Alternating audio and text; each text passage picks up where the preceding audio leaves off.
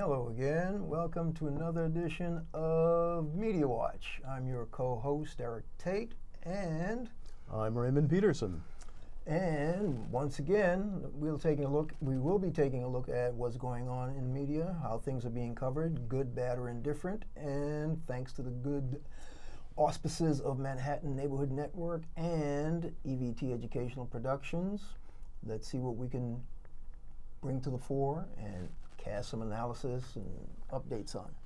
So, Raymond, this will probably follow the show that we did with Dr. Alan Singer, where we're talking about what's going on in the world vis-a-vis police, community police interactions, and all kinds of other various and sundry politically related and community related things about black people and brown people getting targeted. So, because we know this is an ongoing topic, we're just going to pick up on where that show left off.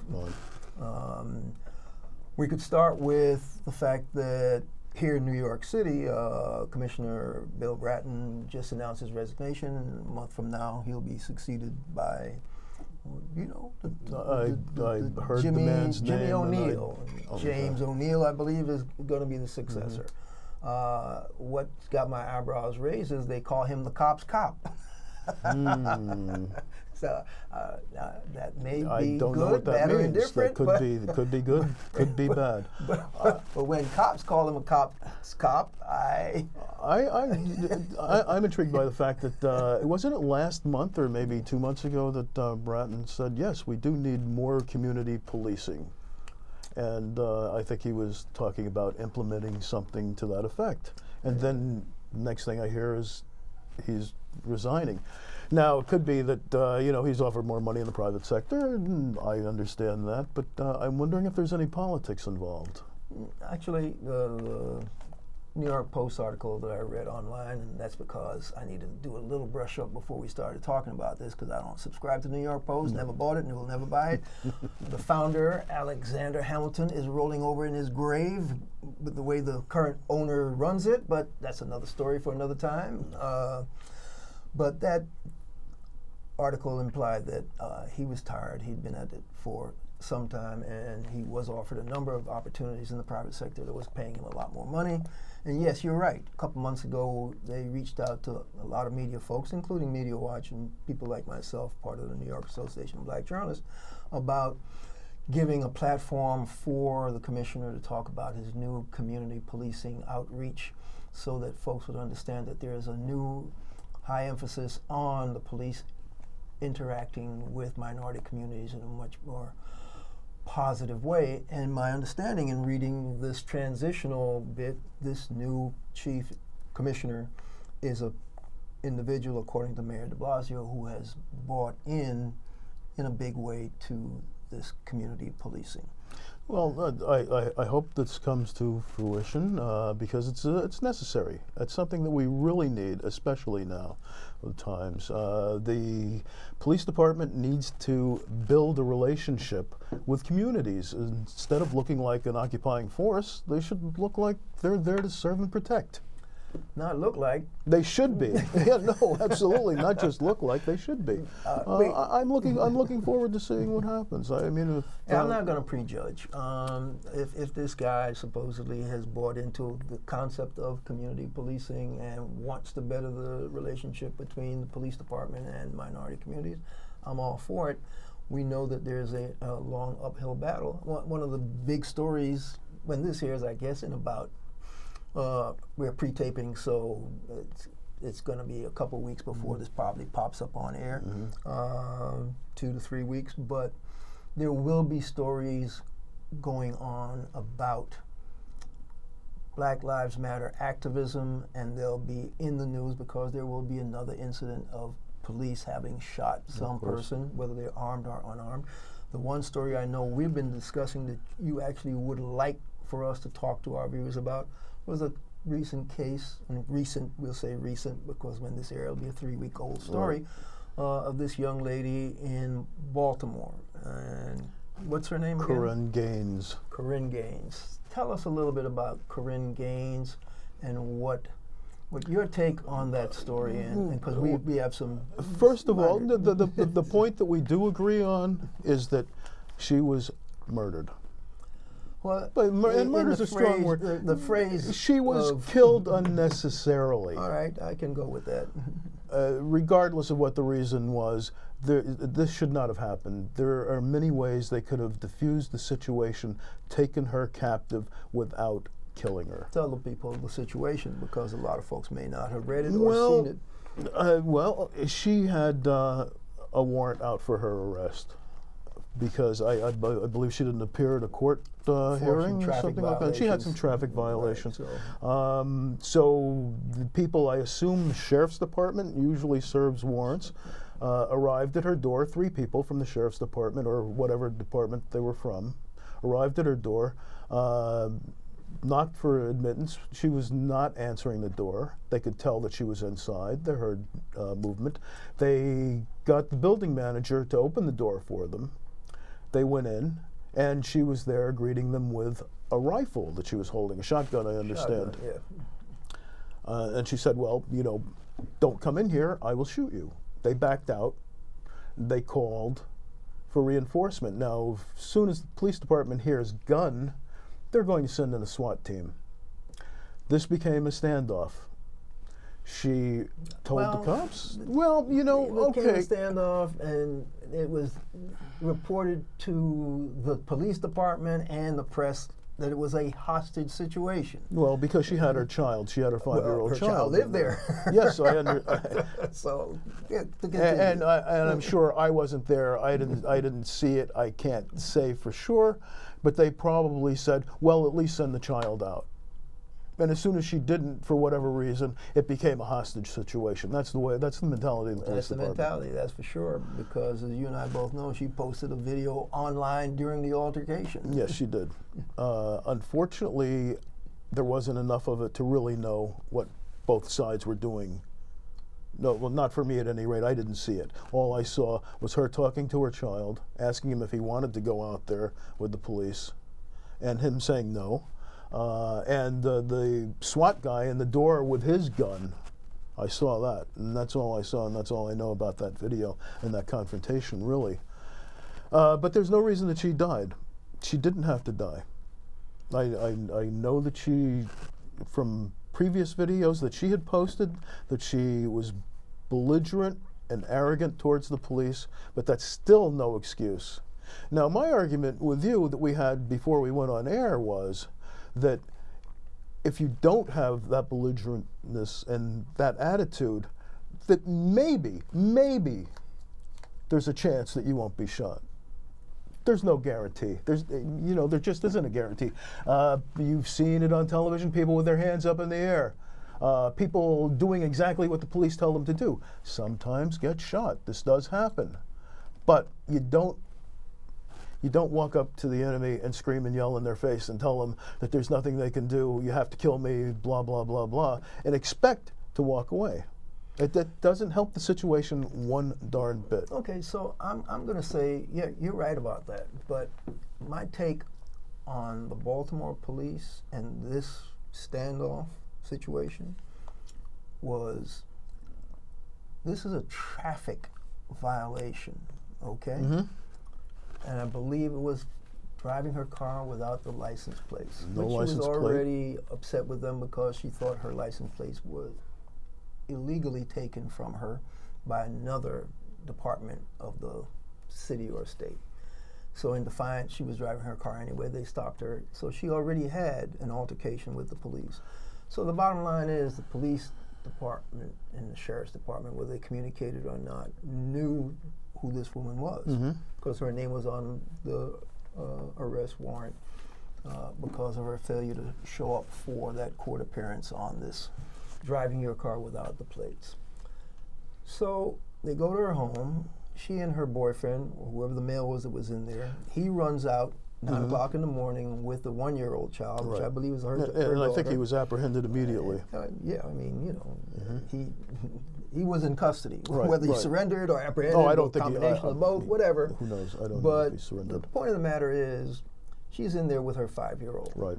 So those law enforcement people already know that there is a child in that place. Absolutely. Okay? They did, of course. So she's got a weapon, and she has a child, and she's theoretically threatening them because she says, I don't want to come out, and I think you're here to kill me, or whatever her exchange was.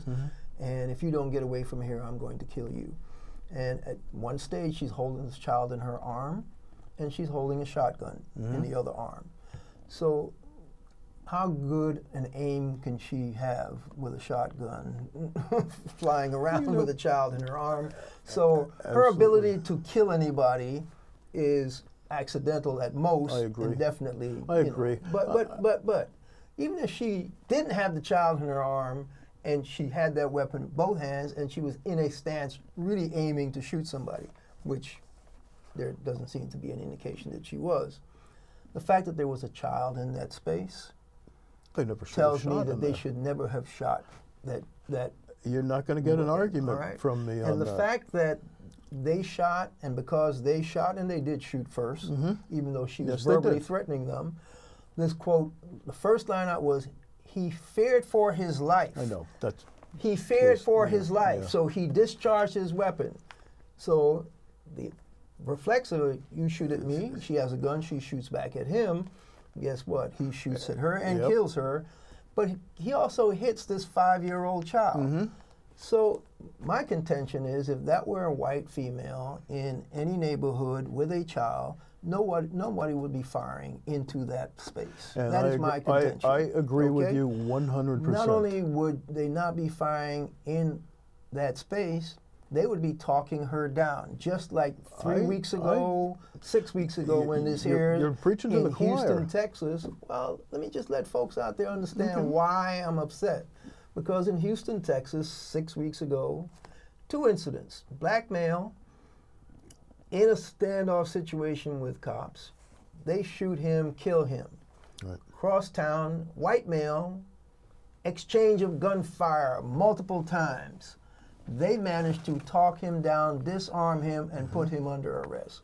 So my contention is, which is why the Black Lives Matter people are up in arms and continue to be up in arms, and I don't blame them.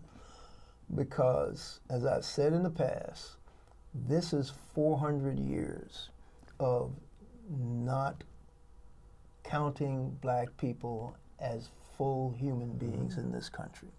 It is a 400-year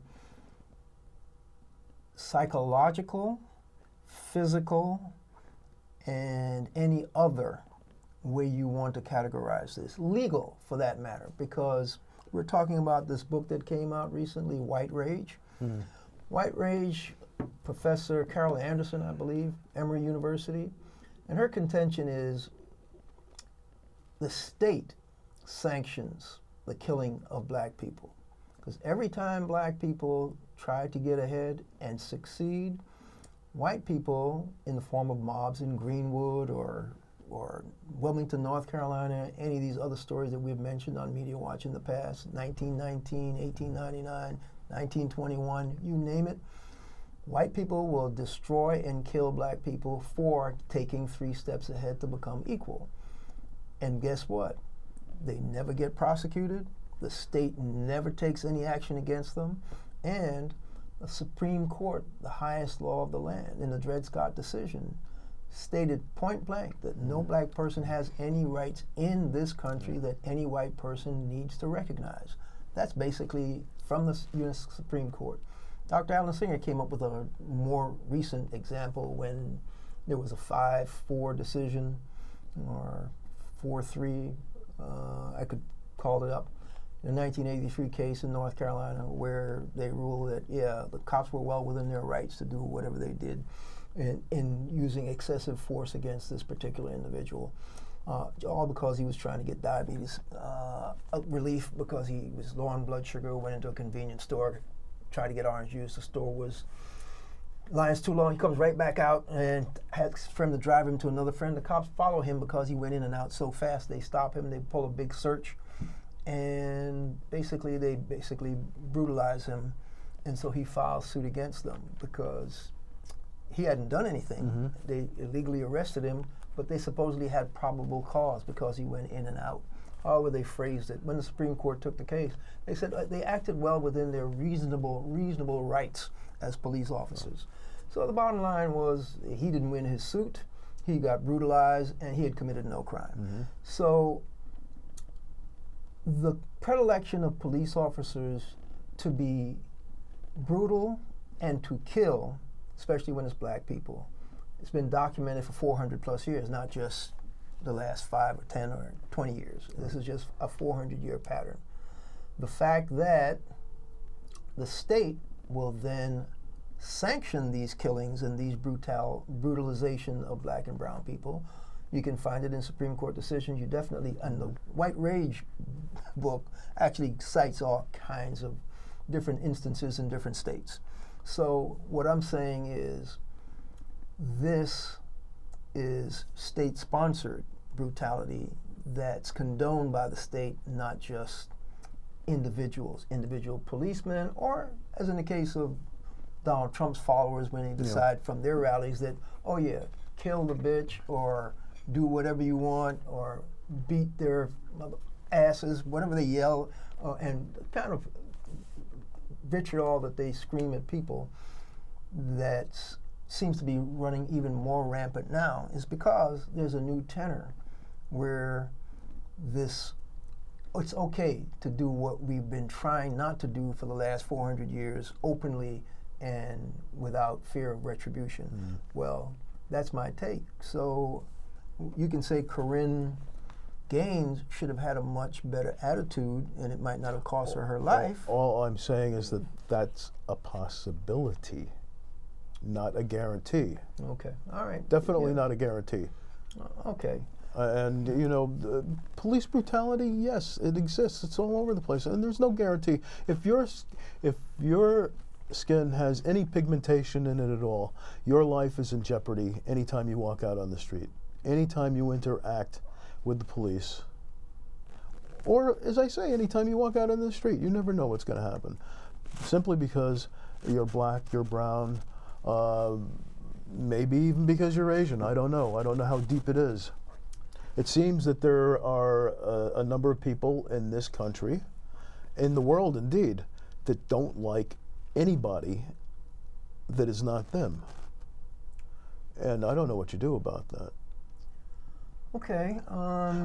But I do know that you don't scream in the face of the occupying force, because you're not going to win. Well, actually, even if you comply in the face of the occupying force, absolutely, there are no guarantees. You will lose your life because we have eminent examples. Dr. Singer was with us in the previous show. He posted a week later on the Huffington Post when the Supreme Court decided black lives don't matter, and that's the case I was referring to earlier. And what Alan Singer documents that this case about the guy was talking about was trying to relieve his diabetic condition, who got beat by the local cops in what's the town? Charlotte, North Carolina. Charlotte. Okay, and the incident occurred in 1984. The case hit the Supreme Court in 1985. Graham versus Connor, and Graham was the man who was beat by the cops. Connor is the cop who did the bulk of the beating and the arrest and the whole bit. Supreme Court ruled in a 9-0 decision. I was wrong, to uphold the decision of the lower court against Graham. Unanimous. Primarily on technical legal grounds. The justices unanimously agreed that Graham's legal team should have challenged the police actions as a violation of Graham's Fourth Amendment. So because they didn't challenge it on that, they said the cops were within their right. Now, Chief Justice William Rehnquist argued that the issue was whether the officers' actions are objectively reasonable in light of the facts and circumstances confronting them. The reasonableness of a particular use of force must be judged from the perspective of a reasonable officer on the scene and its calculus must embody an allowance for the fact that police officers are often forced to make split-second decisions about the amount of force necessary in a particular situation. Now, they're using words like reasonable and split-second decision. What was split-second about a guy who said, look in my wallet, here's my card that tells you I have a diabetic condition, and they say, shut your mouth and slam his head down on the car. That's a split-second decision, right? Split-second to not listen to him and slam his head on the car. They're being reasonable, but the Supreme Court, nothing is saying, yeah, they're well within their rights. 5 justices voted to support Rehnquist's position, okay? 3 justices who voted with the majority but issued a separate opinion: William Brennan,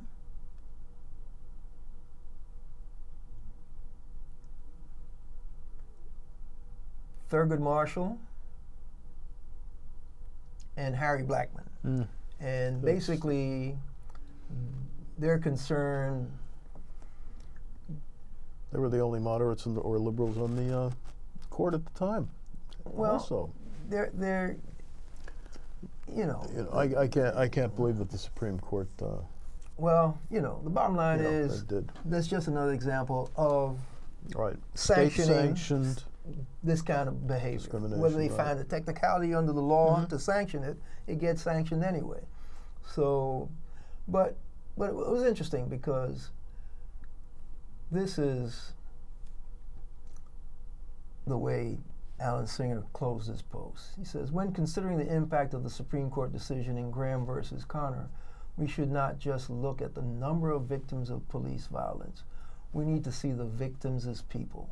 Some of the youngest black men killed by police since August 2014. Since August 2014 are named, and he goes on to name them. John Crawford, 22, killed in August 2014.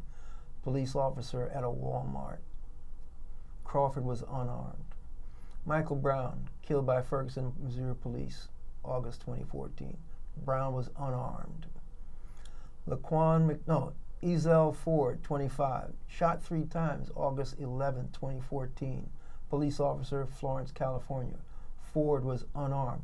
That's 3, right off the top. Well, 3 unarmed black men, young black men, 17, 25, 18. It's crazy. It is crazy. There was a statistic that Dr. Singer brought up on the last show. Was it 29%? I don't remember the figure, but there was a significant percentage of unarmed black men that were killed by the police. So yeah, it might be in this post. Let me see if I can find it. Here we go. Since January 2015, on-duty police officers in the United States have shot and killed 175 young black men between the ages of 18 to 29. 24 of these young black men were unarmed. Black men are 6% of the population of the United States, but there were 40% of the unarmed people shot and killed by police in 2015. What I mean, however you want to parse these numbers, there's an epidemic of this stuff. But my point is, this isn't just a 2-year thing. This is a 400-year thing that's been going on since slavery and enslaved people got their way out of slavery. And look, case in point, because these folks have been conditioned to not look at us as citizens, real human beings, not have rights whatsoever. You've got all these voter registration laws and all these voter ID laws and all these certain states who will definitely take away the voting rights of people once they've been convicted of a crime. And once that's done, they don't let you back on the voting rolls. Well, the governor of Virginia decided that was actually unconstitutional. Once you serve your time, you paid your debt to society. He was going to go ahead and put these people back on the rolls. So he put out some decree that he was going to do that. Well, guess what? Virginia's century-old mentality on race. This is a editorial, New York Times. I think it's interesting to read the line that was put into the law when they passed it. That's my point about us not being real citizens or real people. The part of the editorial that's pertinent to our discussion, it says, when he issued the blanket order in April, Mr. McAuliffe acknowledged that politicians in Virginia and elsewhere had long lacked courage to admit the disenfranchisement law was expressly designed to permanently bar as many African Americans as possible from the polls. White political leaders who amended the state constitution for this purpose in 1902 made no bones about that, saying that the goal was to, quote, eliminate the darky as a political factor in this state in less than 5 years, so that in no single county in the Commonwealth will there be the least concern felt for the complete supremacy of the white race in government affairs. Okay? So they knew what they were doing when they couched that particular law to disenfranchise those folk. Okay? McAuliffe, a Democrat, noted this shameful history when he invoked his constitutional authority to restore voting rights without explanation if he chose. But Republicans in the legislature sued, arguing that the blanket order violated the state constitution. The state Supreme Court, one of only 2 in the nation to be elected by legislators, sided with the Republicans. In a 4-3 decision, it ignored language in the Constitution that gives the governor expansive power and employed a strained rationale to limit the use of that power to just one case at a time. This interpretation contradicts the view as noted in a legal brief of a noted scholar who led the commission that drafted the 1971 Constitution of Virginia. McAuliffe said, I'm going to do these things even if I have to do them one by one. I'm going to restore these laws. But the Republican state legislature definitely wants to keep those black people off the voting rolls. But it's not just in Virginia. I don't know how much time we have left, but we keep an eye on it and see what's what. North Carolina had its voting laws struck down just a few weeks ago. Federal court decisively struck down North Carolina's voter identification law on Friday, saying its provision deliberately, quote, target African Americans with almost surgical precision in an effort to depress black turnout at the polls.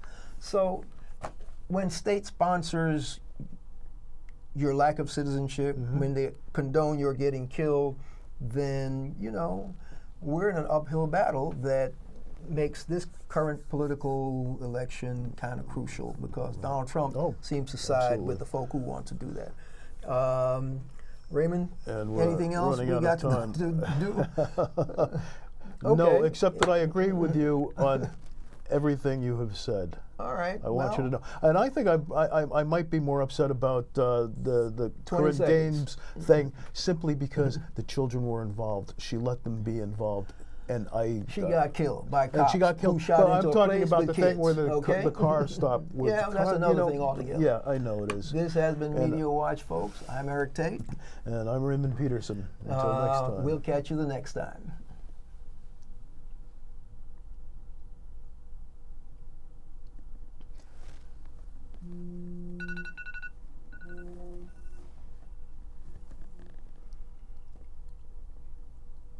And we're clear?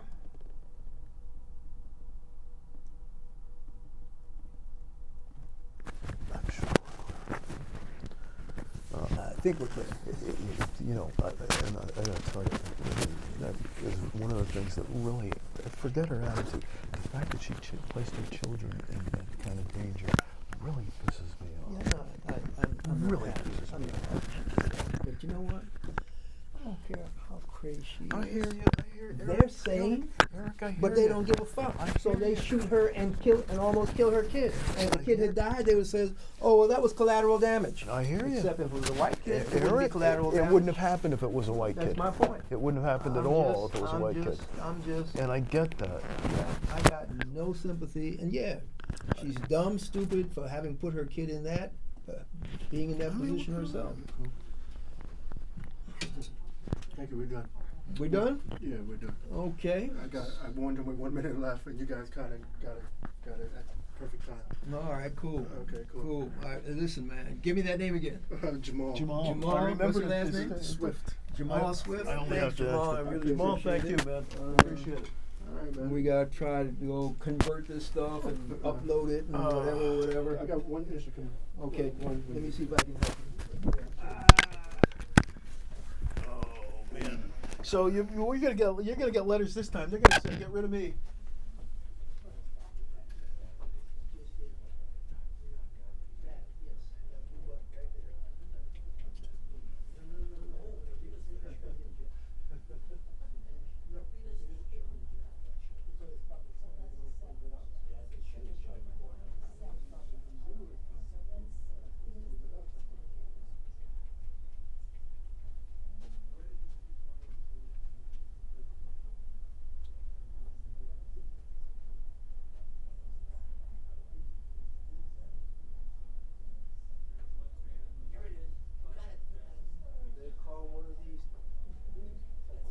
this and find out. I hope.